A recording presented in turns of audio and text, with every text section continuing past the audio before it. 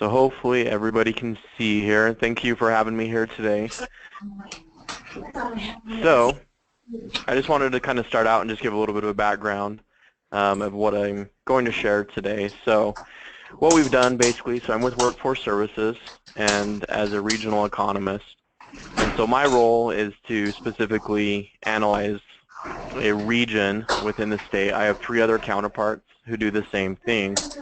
So about the end of last year, beginning of this year, we started realizing a need for a tool where we could go to find labor market information for economic development and site selection purposes. And so I'd like to share that tool with you today. And as we go through this tool, if you can just submit your questions, and then we'll just answer the questions as they come in this morning. So I'm going to first show you how we get to the tool, where the tool is at on our website. So you see here we have jobs.utah.gov, which is the Workforce Services website. Under the Labor Market tab, this is where all of the economic data that we produce is housed, and this is where the tool is at. So if you select this Labor Market tab, you'll see a drop down. Under this Utah Economy link, there's just a general landing page with a variety of different economic data. So as we scroll down a little bit, there's a publications box here in the bottom left that has a list of some of our most used tools. The 4th one on the list here is the site selection tool. And so I'm just going to pull this up here. And I just want to, again, walk through, just show what type of data are available on this, and to give you an idea of the usefulness that you can get from a tool like this. So the tool itself was created in the Tableau software. I don't know how many of you are using Tableau or are familiar with Tableau, but what Tableau allows a user to do, and allows us on our side with the data to do, is to place a large amount of data into a standard template that allows the end user to change, filter, and dynamically produce the data or statistics that they're the most interested in. And so once we've selected the site selection tool, it takes us first to a demographics page for a particular county. Right now it's just set for Salt Lake County, but I'm actually going to change that and just show a little bit of the dynamics of this. So if we select this drop down here where it says Salt Lake County, we'll see that a list of all of the counties, including the state, will appear. And from this, we can then select whichever county we're interested in. For this purpose, I'm just going to use Iron County. So looking at Iron County and some of the data that's available, again, this data will be available for any county. We'll just look particularly at Iron County. So we scroll down a little bit and we notice that there is a population age tree. And so this is a male-female breakout of the population within Iron County itself. And this is something that comes from the Census Bureau, gives a little bit of an idea of the dynamics of the population. And so one of the things that you see immediately is that the 20 to 24-year-old category is fairly large, primarily driven by the college enrollment in Iron County.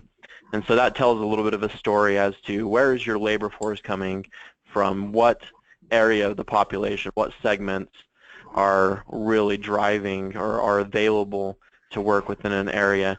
It also tells a story as to, well, several years from now, how are we set up? If a company is looking to locate 10 years from now, the 5 through 9 category and 10 through 14 categories are going to be 10 years older, and they will be more dominant in the labor force. And so it's important to look at not only how your labor looks at this time, your labor market, but also what is the potential of the population and of the labor market to grow in the future.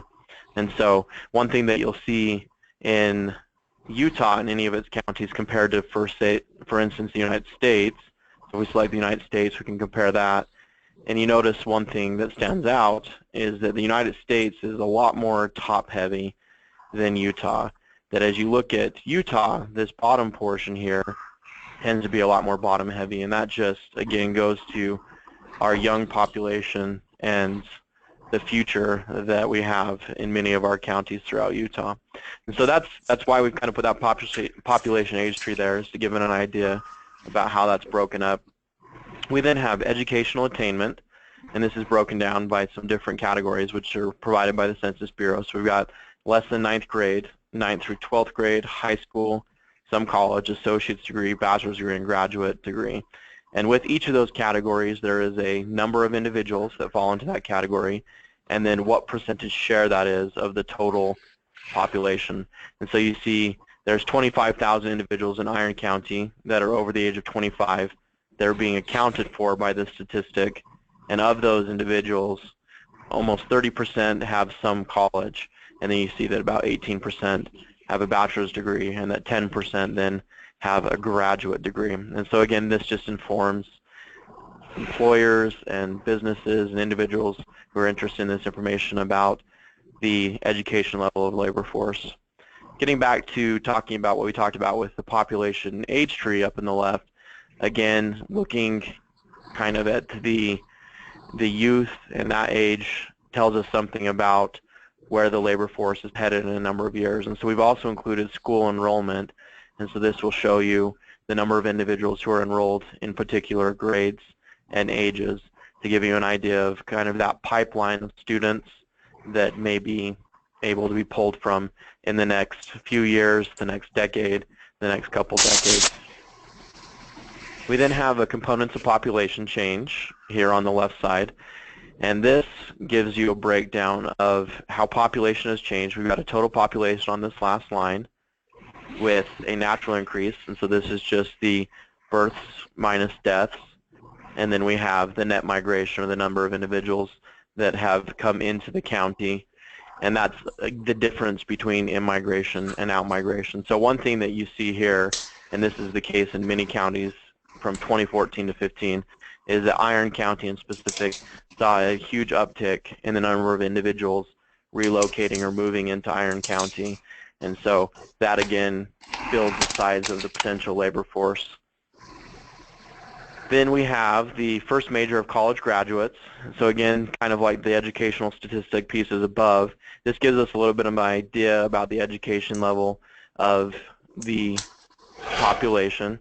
And additionally, it kind of then gives us a breakdown then of, well, so these individuals have college degrees, but what degrees do these individuals have? And so we notice that the largest category here in Iron County is in education, with business degrees second behind that. And between those two, that accounts for well over 35% of the total degrees. And so this can speak to employers who are interested in particular labor types or groups. We then have language spoken at home, which is just a simple piece to show some of the different languages that may be spoken. Again, this doesn't fully capture everything, that this is just looking at the primary language spoken at home. We then have a first major of college graduates bubble. This is the exact same thing that you see in the table above that I just discussed. And this is just a visual representation of what you're seeing, so you can see the relative size of those. And then a veteran population by level of education. Workforce Services provides a lot of incentives to companies who hire veterans, and we felt that it was an important piece to be able to show the education level of veterans and to give companies an idea that if they were to hire veterans, what type of education level were they looking at having for those veterans. So again, this is just an overall demographics page, and if we change it to any other county, so for instance we change it to Beaver County, you notice that the population tree has changed, the number of individuals has changed, you notice that the components of population change are different, and all of these numbers have changed. And so this again is the thing that we really like about Tableau, is the ability to provide a standard report and to be able to change these drop downs and to filter to whatever it is that we're interested in.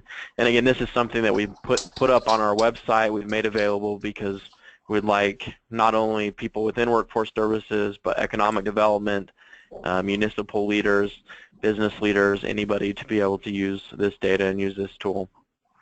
So that is the first tab. I'm just going to go through now. At the top here, there's a set of other tabs as well of other data. So I'm just going to go through these kind of one by one, just quickly show you some of the other data that are available in this tool. So the demographics deals mostly with the population as a whole. Then kind of boiling down a little bit more, we then look at labor force profiles. So if I select that tab, it then takes us, we're still filtered to Iron County, so it's the Iron County labor force and economic profile. And then we see that there is a by age, the labor force by age for Iron County. And so we just have 10-year increments to see, which decades or which age groups are accounting for the labor force in the county. And so we see for Iron County, that's the 25 to 34 range. And then on the right here, we then have the Iron County labor force education. We have here in the red bar is the some college or associates. We see that that is the largest group. And with any of these charts, you can scroll over it and you can see the details in a tooltip. And so this just provides an overview. So it tells us the county is iron, the education status is some college or associates, the labor force status is civilian labor force, and the population or the number of individuals with that level of education is 5,707. And so that gives you an idea as to the education then of the labor force. The first tab showed us the education of the population. Now this is going to show us the education of the labor force.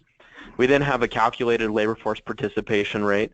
This is a number which is not produced by any other group. What we have done is we've taken similar statistics from Census Bureau, and we've tried to calculate those because the Bureau of Labor Statistics calculates official rates for the nation and for each state, but at the county level they do not produce labor force participation rates. And so we have gone through and we've produced those using similar statistics. The major difference between what you would see from a Bureau of Labor Statistics participation rate and what you're going to see from this one is the difference between 16 years old and 18. And so we've put in parentheticals here that it's 18 years and older. And so that will affect the number. If you were to compare this number for Utah and United States, it would be a little bit different from what you see from the Bureau of Labor Statistics. But we've produced those all in the same methodology to be comparable. We then have a number here, which is the number of individuals in the area or in the county that are using job seeker services. And so this is simply the number of active job seekers in the workforce services system. And so this can give you an idea and give businesses an idea that are looking to locate as to how many individuals, how active is the labor market and people wanting to find employment. And so this is just an overall count of those individuals who are looking for work in the county. We then have an unemployment rate chart here which shows after the recession from 2009 to the most recent data in August 2016. We'll be seeing the September data here this week. And we see that, and then we see the iron state of Utah and the United States breakdown and the number of individuals who are unemployed. And so this is not the individuals claiming unemployment. This is simply the number of individuals who do not have a job and would like to find a job and have actively been looking for a job in the last 4 weeks. And so you see that there's about 1,900 individuals using the resources of the state. There's about 1,000 individuals who are unemployed. So there may be a good portion of these that are using our resources, but then on top of that, there's also other individuals who are maybe working with another company and would like to find another job. And so you're kind of seeing two different pieces here. You see just the basic unemployment, and then this number above, the 1,884, builds on that idea and gives you kind of a more full count of that. And so that's the labor force tab. One of the benefits of having this Tableau software and being able to embed this in our website is that we can keep these data up to date. And so you don't have to worry about finding the most recent data, for instance, with the unemployment rate or any of these, because as the new data becomes available, we will update this, and we'll always have a last updated month and year here, so you can see that things are consistently being updated. And some of these data sources are going to be annual. Some of them are going to be more monthly that we'll have to keep our eye on, like the unemployment rate, for instance. So the third tab, and this is one of my favorite data sets that we have, this comes from the Census Bureau's local employment dynamics. And this tab for commuting, what this does is they've taken the employment data, which the state of Utah collects, and also many other states, and they have matched it up with tax returns and IRS data. And what that allows us to do is it allows us to get accounts of the number of individuals who are traveling in and out of the county for work. And Corey, so you're not... Corey, this is Linda. Do you want to try to maximize your screen? We can't see everything you're talking about. Let's see. So this is actually, I'm on my laptop, and this is kind of the biggest. It's going to get right here. I'll scroll down. So is it cutting off the actual part of the screen, or? It's cutting the bottom part of the screen off, but with you scrolling like that, it does help us to see the graphic. Okay, perfect. Yeah, so as I scroll down, I'll kind of explain it. I'll make sure I kind of scroll down and show every part of this.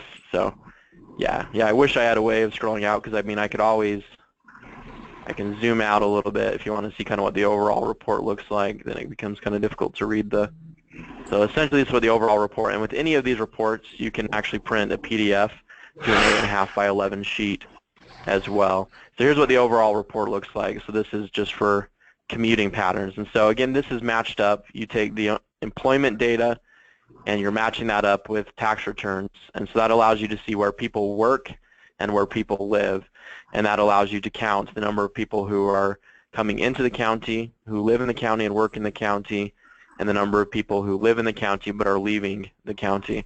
There's also a number here for the mean travel time to work, and so again this will update based on the county. It comes from the census and tells you something about how far people are traveling. And so we see for Iron County, the inflow, which is the number of people who live outside of Iron County but are coming into Iron County, is 4,723. This circular yellow arrow then is the number of people who live in Iron County and also work in Iron County, which is 9,705. And then finally we have the outflow arrow, which is 6,448, and these are the people who live in Iron County but are leaving the county for a job. And so that then raises the question of, well, where are these people going, or where are they coming from? So we see a number of individuals who reside and work in Iron County, same number as above, 9,705. But then we have the tables down here, where Iron County workers come from. And so then we have a breakdown by county, including out of state. So out of state is one of the categories. So we see that there are 812 individuals who are coming from out of state to work in Iron County. And then we have just the breakdown by county there. The second column then is where Iron County residents work, and so this then allows you to then see those who live in Iron County, what counties they are traveling to. And so we see that there's actually a significant portion of people traveling to Washington County, about 2,300 there, and actually quite a few traveling to Salt Lake, about 1,200 individuals traveling. We see that there's a little less that come from Washington County. There's about 1,600 that come from Washington County, and that is the biggest inflow-outflow area. So if you wanted to, for instance, then look at Washington County and look at there, at the top here, on any of these pages, there is the last updated, and then it says area. So if you click on this down arrow and scroll down, you can then just select Washington County, for instance. And then the graphic will take a second to think, and it will then update. And so now we see that these arrows are still there, and they've updated with new numbers. And so we have about 13,000 that are coming from outside of Washington County, about 33,000 that live there and work there, and a little around 10,000 that live in the county and travel out. And same thing, then we see where the Washington County workers come from and where Washington County residents work. And so this is available to be able to see all of those different. Corey, this is Scott Albrecht. Is there a way to do a side-by-side comparison from county to county, or county to state, or county to federal, rather than having to toggle back and forth between the different screens? So as of right now, there is not. That's something that we're looking at producing, because all of the data is available in there. And what we'd like to do is to be able to do and have Area 1 and Area 2 to be able to have a drop-down comparison. But we would produce that as a separate tool. Right now, the only way that you can do that is to print two separate reports. to be able to print. So I mean, let me show you this since we talked about this question here. At the bottom of any number of these visuals, there is a share button, a download button, and a full screen button. So if we click on the download, there's actually an option to download a PDF, and so you can download any number of these. Let's see if there we go. And so then it selects, and you can download the sheets in a workbook, and this will then download a whole report. So if I then click download, it'll then give me a link for this whole report. And so you could then build a report with this in the way you wanted. So if you wanted to compare the two, you could take 2 or 3 different counties, print a PDF, and put those side by side and be able to see that. And so then this is what the output looks like for the report in the PDF. But again, that is something that we'd like to do, is to also provide a comparison tool, which you'll be able to compare at least 2 areas, and you'd be able to compare a county to the state, a county to another county, or a county to the nation. So that is in the works. That is something that we do want to be able to provide. Okay, so this again, so we've got the commuting patterns here, which is available for any number of these. It is actually not available for the state and for the nation. The state is something that we should be able to get eventually, but then there is no national in and outflow variables for this commuting patterns. But we should be able to hopefully get a breakdown of the in and outflow for the state of Utah, and we'll look at doing that as we start to look at the comparison tool. So the next tab here then is the wages tab at the top. And so what this wages tab is or does is it allows us to then select a specific industry and the county that we're interested in. And these industries, so it operates just like the county or area on the right side, where we can down-click and we can select whatever industry.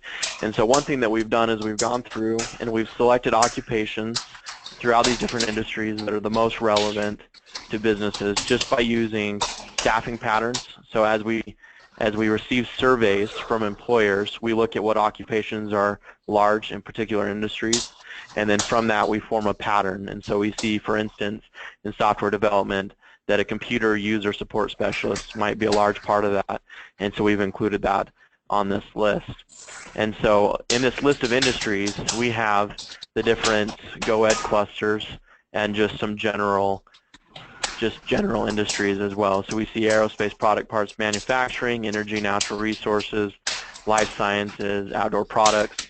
So if we select any number of these, we notice that the occupations on the list will change and will adjust. And so this is just for Washington County and the surrounding areas. And we have a color coordinated system here. So we see different columns. We've got the occupation title in the first column. We've got the metropolitan statistical and experience annual wage. And so in this case, it only includes Washington County, that it is its own survey area. And so you're seeing the inexperience, which is the average of the bottom third, how much money an individual might expect to make just barely entering the labor force.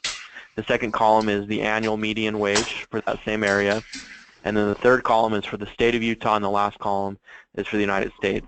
The color coordinating system that we have here is a way for us to be able to quickly see which occupations pay above or below the United States. And so anything that is colored here in blue is a color which, or is an occupation which pays below the United States in its median wage. So for instance, we see medical and health service managers about $73,000 in median wage, whereas that same occupation pays about $94,000 in the United States. And so these ones that are in orange mean that the job or occupation pays above the nation. So we look at industrial production managers, $109,000 median, while the U.S. is $93,000. And so this is just a quick way to be able to see which occupations are above or below the United States, and to then filter it by whatever industry it is that we're interested in looking at.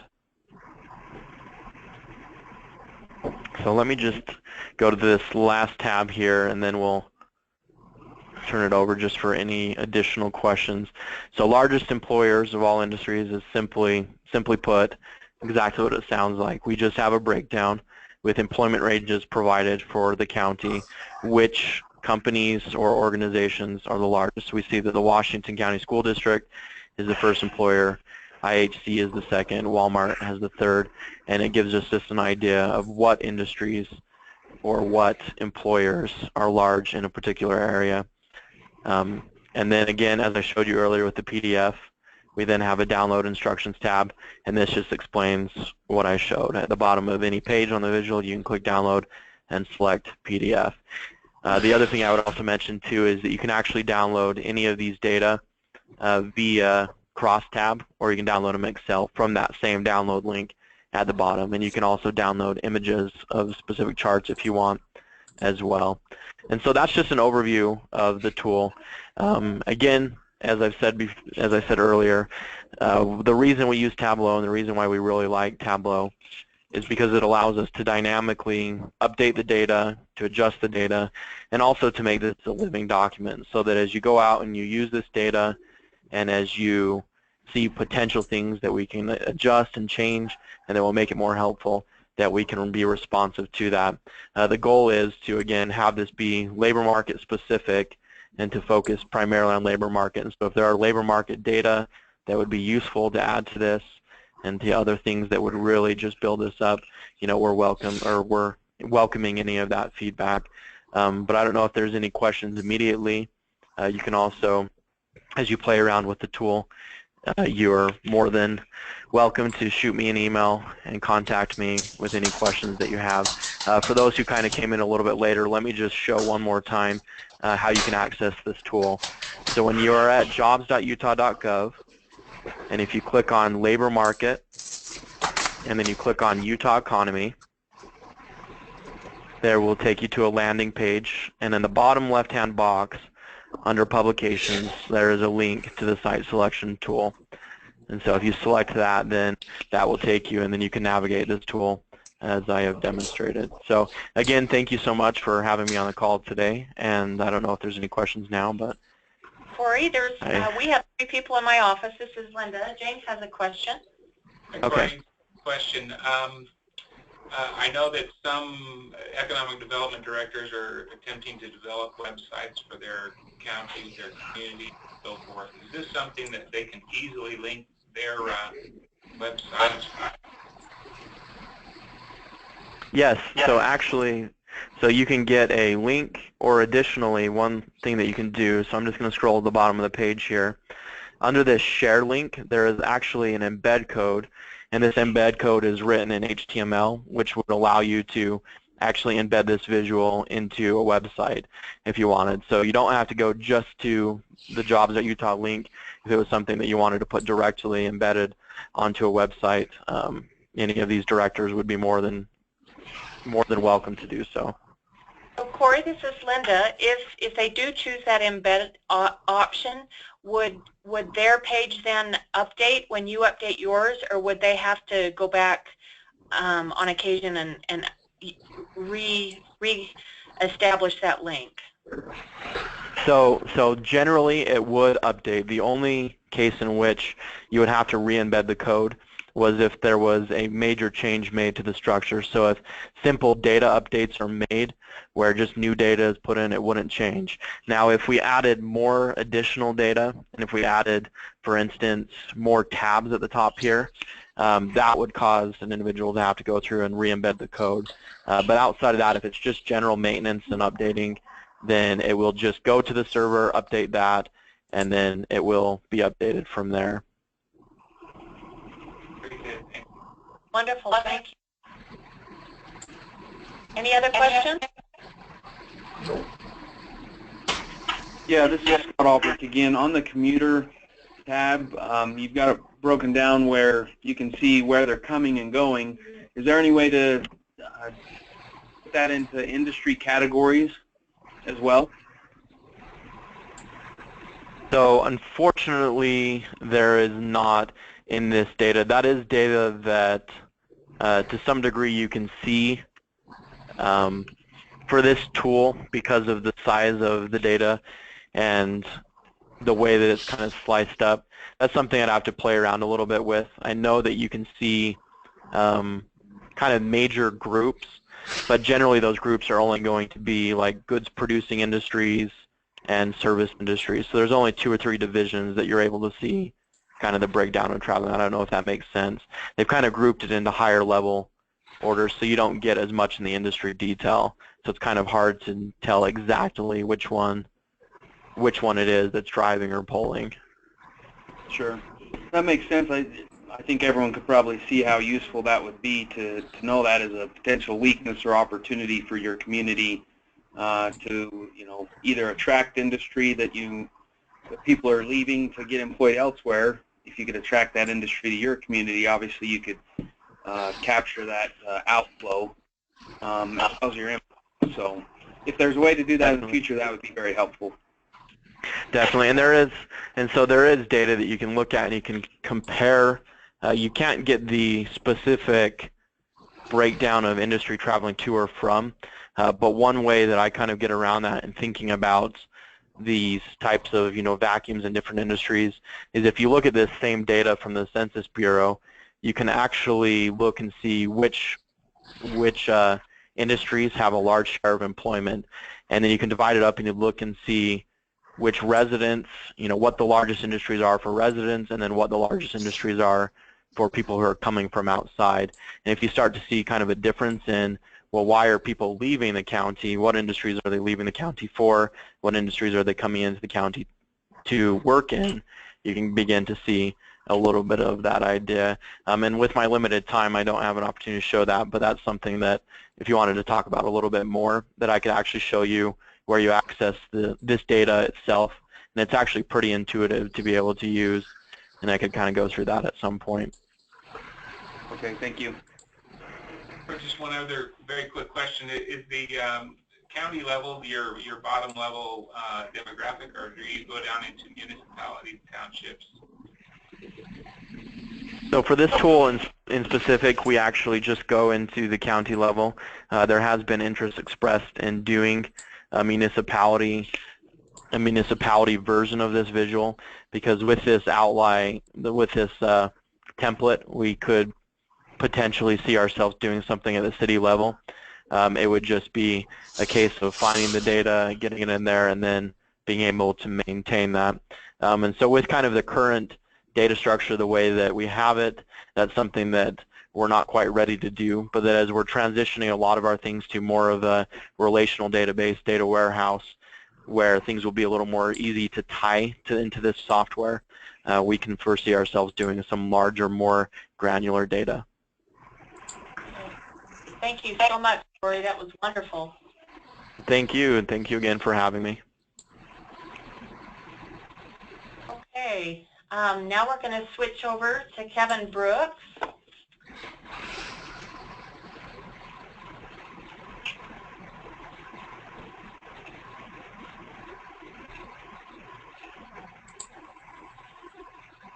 Okay.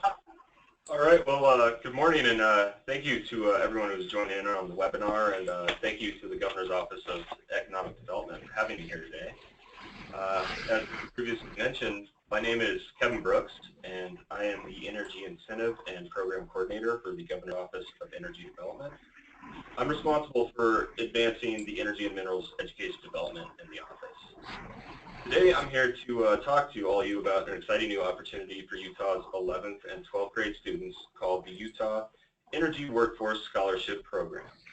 During the past several weeks, I have presented this information on this great scholarship opportunity to several high schools in Granite, Park City, Wasatch, Duchesne, UNM, Juab, North and South Santee School Districts. I got a great tour of the state promoting this scholarship. On behalf of the state, we're honored to advance Governor Herbert's vision for education and scientific inquiry through energy literacy. Our mission is to advance Utah's energy and minerals economy by taking an all-above approach to resource development through industry assistance, education and outreach, and policy to promote energy diversity and innovation. In order to deliver on our mission, the Governor's Office of Energy Development in partnership with nearly a dozen state agencies and industry associations, is pleased to launch the Utah Energy and Minerals Education Initiative. As part of this initiative, we have established a website at utahenergyed.org featuring a new online hub for K-12 curriculum, higher education scholarships, research funding, and yearly hands-on events for all ages. The goal of our initiative is about building energy leadership and our workforce for the future by creating an engaging platform for energy knowledge, research, and innovation. The Utah Energy Workforce Scholarship Program is an extension of the Governor's Office of Energy Development's Energy and Minerals Education Initiative. Now moving forward, I'm going to discuss details, topics, guidelines, mission instructions, and resources that will assist students who are applying for the scholarship. As our economy keeps growing, so does our demand for energy. Looking ahead, we know we'll need a skilled labor force to continue powering our bright future. As a result, the Governor's Office of Energy Development is partnering with Chevron to help fund some of Utah's 11th and 12th grade students that are looking at education. Now I'd like to explore the details of the scholarship. Is a $5,000 scholarship and a great opportunity for students to fund their continued education in a STEM field of study. Submission deadline, November 7th. Scholarships will be awarded to one student in each of Utah's 4 congressional districts. In order to qualify, 11th and 12th grade students must be planning to continue their education at a Utah Institute of Higher Learning. To be considered for the scholarship, we are asking students to produce a 5-minute documentary exploring some aspects of Utah's energy workforce. Students can even work in teams of 2 if they'd like, instead of a single video to split the scholarship. Moving on, let's discuss some of the various topics associated with Utah's energy and minerals landscape that would be appropriate for the scholarship. Utah has a diverse assortment of energy resources in many areas to explore. There are energy hubs in every corner of the state, giving students the opportunity to profile energy, help oil, gas, solar, hydro, geothermal, to non-fuel minerals and energy efficiency technologies. All are appropriate aspects of Utah's energy landscape for students to highlight. Now I'd like to do some of the guidelines for the scholarship. A student film highlight one energy resource and explain how it works and how that resource helps to drive Utah's economy. Let's use oil as an example. One might show how it's produced, transported, refined, and then used to power Utah. Begin to break it down further, using oil as an example, a student, with permission of course, could film a drill rig extracting the oil, a truck transporting oil, a refinery processing it, and then to bring it full circle, show someone filling up their car with gasoline at a gas station. To get the big picture, we want students to feature 2 to 3 energy companies within their area of focus, conduct 2 or more interviews per site. For example, aim for an operations manager and a worker, and make sure to ask them how their position helps to drive Utah's energy and minerals economy.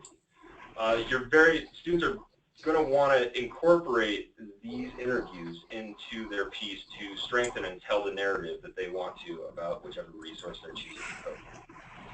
And not stress enough, students need to make sure that the film is educational and not a persuasive advocacy piece. Please stay neutral. Now let's move on to some of the submission guidelines for the scholarship. At utahenergyed.org, additional information on the Utah Energy Workforce Scholarship can be found by clicking on the Scholarships tab, which the red arrow is pointing to on this slide. There, students will be able to upload their videos and make use of the excellent additional resources that the Governor's Office of Energy Development has created to support the scholarship. Additional resources for the scholarship include a PDF production guide detailing the filming process across pre-production, production, and post-production. This contains tips and tricks for using lighting and framing in order to create a polished, professional-looking video. Along with that, we have a program details and timeline flyer And then we also have a video with filming tips for your smartphone. Along with that, we also have links to our quarterly energy videos at utahenergyed.org. Big tip, students should reference quarterly energy videos produced by the Governor's Office of Energy Development as a guide for producing their Utah Energy Workforce Scholarship videos. These are great tools for identifying how a student should structure their submission and tell an informative and engaging story about their energy resource. And again, this is a great way to see how they should include their interviews and how to strengthen the piece, because no one really wants to see a 5-minute long interview for a video highlighting a resource. So please entertain. Now I'd like to, moving on, all videos can be submitted on the Governor's Office of Energy Development's Energy and Minerals Curriculum website, utahenergyed.org, like I mentioned. From the scholarships page, the red arrow on this slide is pointing to the link that will allow students to upload their video. I look forward to seeing every congressional district in Utah represented and assisting some of Utah's 11th and 12th grades on the education. Winners of the scholarship will be announced shortly after the start of the new year. And again, remember, the application deadline for the Utah Energy Workforce Scholarship is December 2nd. On behalf of the Governor's Office of Energy Development, thank you for your time, and please feel free to contact our office regarding the Utah Energy Workforce Scholarship or Energy. Our office can reach at utah.gov or my personal email, kevinbrooks@utah.gov. Thank you. We are so pleased and appreciative that the Office of Energy Development is going into schools to help educate. And again, they're doing it in a neutral way. But those of you that come from energy counties might have noticed that occasionally your kids will come home or nieces or nephew with information that's not neutral. So people need to understand where their power comes from in order to make logical public policy. So this is such a wonderful effort, and what a great involved. Okay, does anyone have questions? This is kind of a short turnaround. First of all, I guess I would just want to know, is this something that you hope to do every year? Yes, we plan on rolling this out every year. And so one really nice thing, this is for 11th and 12th grade students. And so it's such that if an 11th grader was to create a submission and not necessarily win, they could go back, rework, polish their piece, and resubmit for 12th grade. Wonderful. Okay, any other questions out there?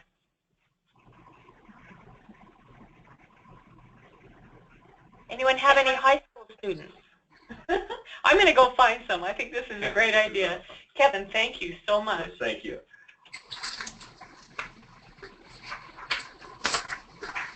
Okay, the final thing, I'm just going to bring up a couple of I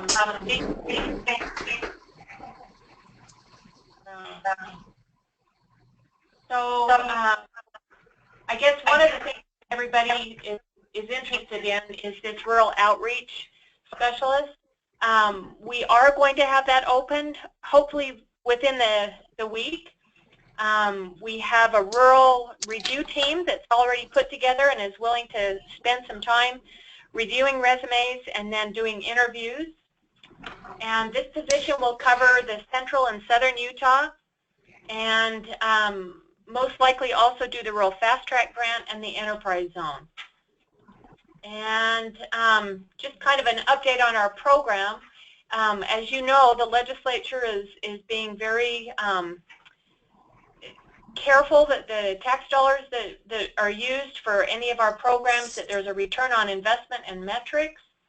And of course, we have lots of education to do. This is a DeLynn Classic, where you compare one job in rural Utah to one job along the Wasatch Front. So just as, if you haven't ever seen this before, because of population differences, one job in Wasatch County has the same impact as 21.23. So 21 jobs along the Wasatch Front. So we need to always be telling our story, whether it's about energy and where that comes from and how we use it, or just our programs. One thing that we're really proud of is in the last 3 years, look at how the use of the Rural FastTrack grant has gone up.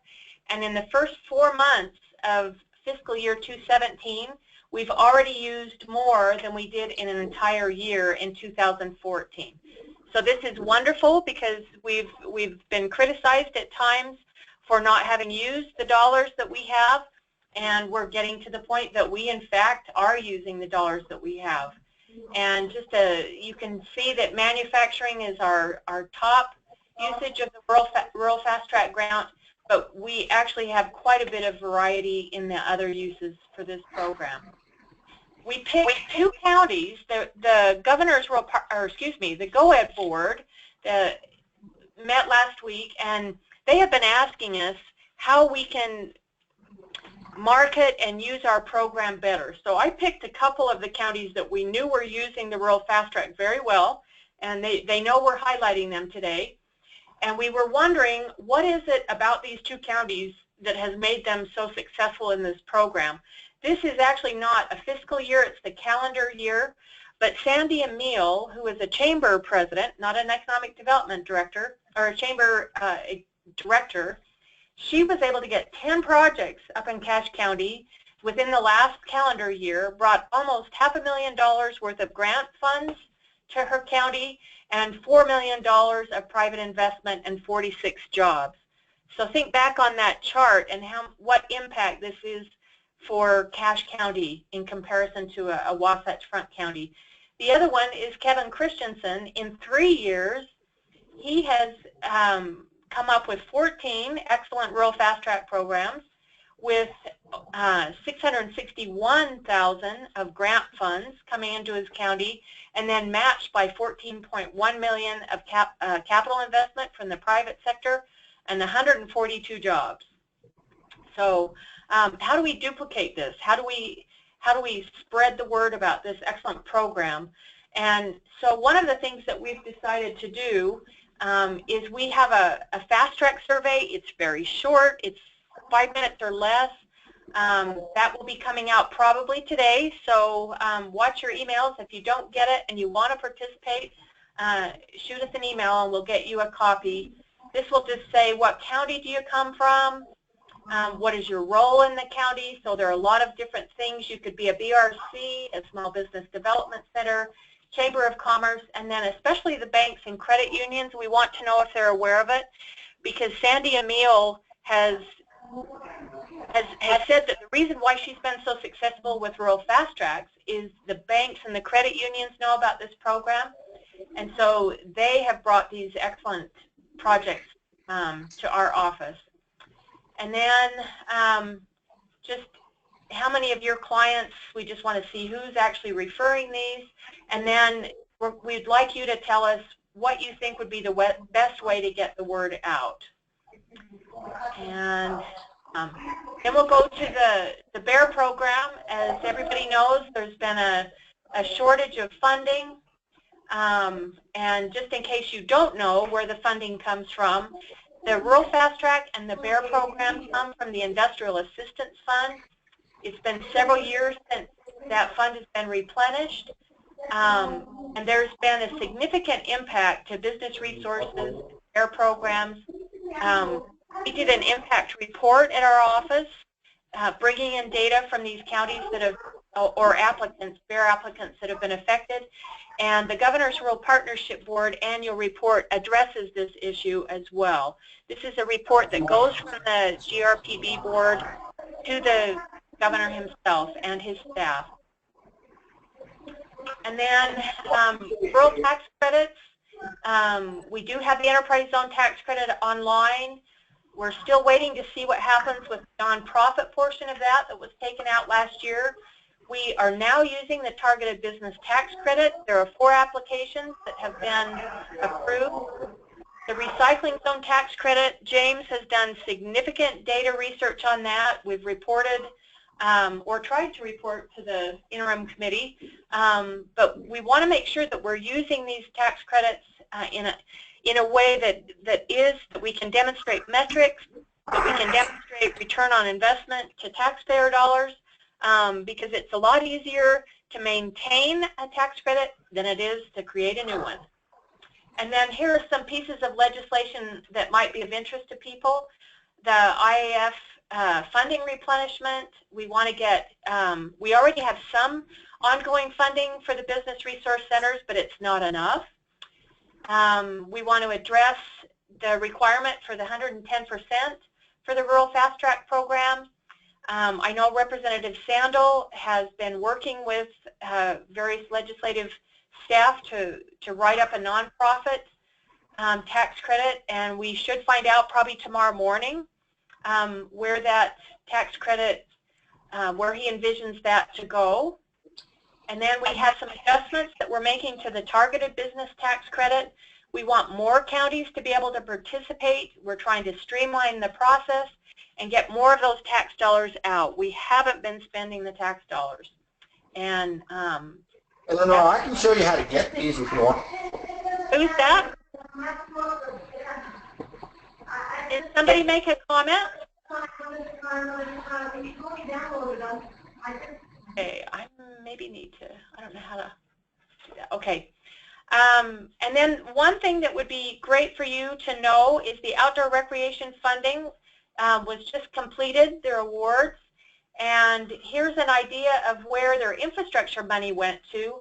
You'll see that Kane County is pretty high. This is what they asked for, and this is what they got. But according to this outdoor recreation funding, $300,000 went right to Kane at the top. So way to go, Kane. You've got great legislators. And then actually it's around the state that it's being used, but 70% of this infrastructure funding has gone to rural communities. So this is a great program, even though it's in another department. And these are some of the companies that were able to get some of that funding, or communities. And then the youth outdoor education grants, this is something that James helped that process. And so there was still some, a couple of projects in rural Utah that were awarded, but in all honesty, most of this was along the Wasatch Front. But let's see. You can see, okay, so the River Museum got some, and then some of these national park groups got some. So anyway, just keep in mind that these grants are there. Hopefully they can get refunded this year, so that's something to consider. And then just some great news that we've got done the aerospace supply tours. We've got some great news with the coal industry getting a grant to study coal to carbon fiber for $1.6 million. And those counties are doing some excellent follow-up work. And then we also have career pathway projects going out, not just to Iron County now, but also Emery County and others. So any questions? There's just a few more minutes, but if you have questions, I'd be happy to answer. Linda, this is Wes. You're talking about marketing the Rural FastTrack program in a bigger way.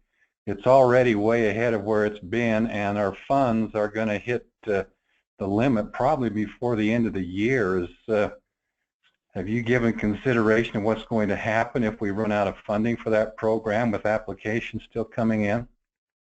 Well, I guess what I am hoping is that would draw attention to the need to refund these programs. This year, even though we didn't like the fact that the BEAR programs the funding was diminished and had to be spread on to more counties because all counties participated, because of that impact, it's brought attention to these programs. And so part of the reason I think why the GoEd board is encouraging us to strengthen this program, we need to prove that we're using the funding, because that is one of the biggest drawbacks that we've had when we've gone to the legislature and said that we do need additional funding. If we go back and give them the data, it does not show that we've used the funding. So I know we're kind of in between a rock and a hard spot on that, Wes, but this is where we really hope that the Governor's Rural Partnership Board recommendations are heard. The Governor's budget should be out on December 1st, so let's watch for that to see where his office has decided to put funds and ask for funds. We just need to have active people like yourself, Wes, pushing the need for ongoing funding for these programs.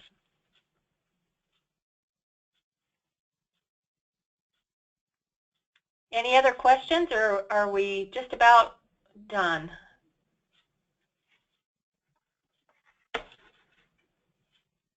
Okay, if anybody's still on, have a great day.